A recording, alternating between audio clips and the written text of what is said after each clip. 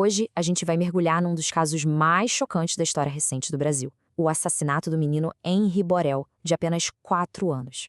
Uma história que começou parecendo um acidente doméstico, mas que se transformou numa investigação que revelou um roteiro de abuso, mentiras e que, no fim, até mudou a lei no país para proteger crianças. Vamos entender o passo a passo dessa tragédia. Pois é, essa era a pergunta na cabeça de todo mundo. Como que uma queda da cama, algo que poderia acontecer em qualquer casa, leva a uma morte e a uma investigação de assassinato que parou o Brasil? A verdade é que a primeira versão dos fatos, ela simplesmente não fechava a conta. Vamos ver como os investigadores começaram a desmontar essa história. Para a gente entender o que de fato aconteceu, precisamos voltar um pouquinho no tempo para as últimas horas de vida do Henri. E o que é mais impressionante é que, para quem olhava de fora, tudo parecia absolutamente normal. Então, essa aqui é a linha do tempo que o casal apresentou no começo de tudo. O pai deixa o filho no apartamento, horas depois, no meio da madrugada, a mãe diz que encontrou o menino no chão, sem reagir. Eles o levam ao hospital, mas, infelizmente, já era tarde demais. Uma história terrível, mas que, à primeira vista, parecia um acidente trágico. Só que essa narrativa de acidente doméstico começou a desmoronar. E muito rápido. No momento em que os médicos e principalmente os peritos entraram em cena, ficou claro que a ciência forense ia contar uma história bem diferente. E é aqui que o caso dá uma virada de 180 graus. De um lado, a gente tem a história da queda da cama. Do outro, o laudo do Instituto Médico Legal.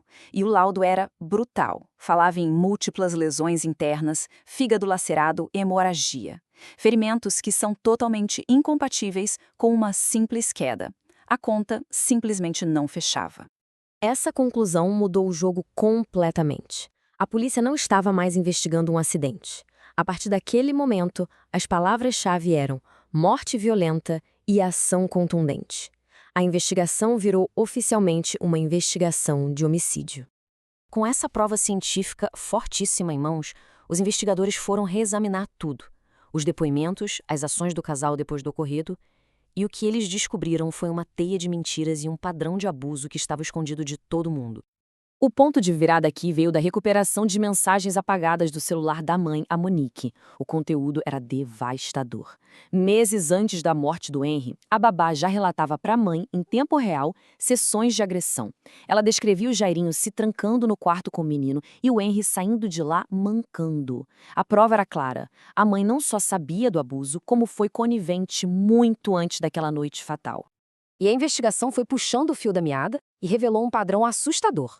Outras crianças, filhos de ex-namorados do Jairinho, também teriam sido vítimas. Uma delas relatou que a filha sofria agressões. Outra chegou a confessar que viu o próprio filho ser espancado no que ela descreveu como uma sessão de tortura. Ou seja, o caso do Henri não era um evento isolado.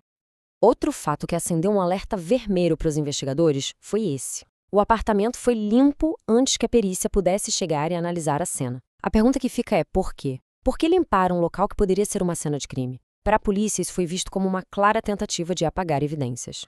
Com tantas evidências se acumulando, a situação do casal ficou insustentável. A casa caiu, levando a prisões dramáticas e a um colapso político imediato e fulminante. Exatamente um mês após a morte do Henri, o casal foi preso.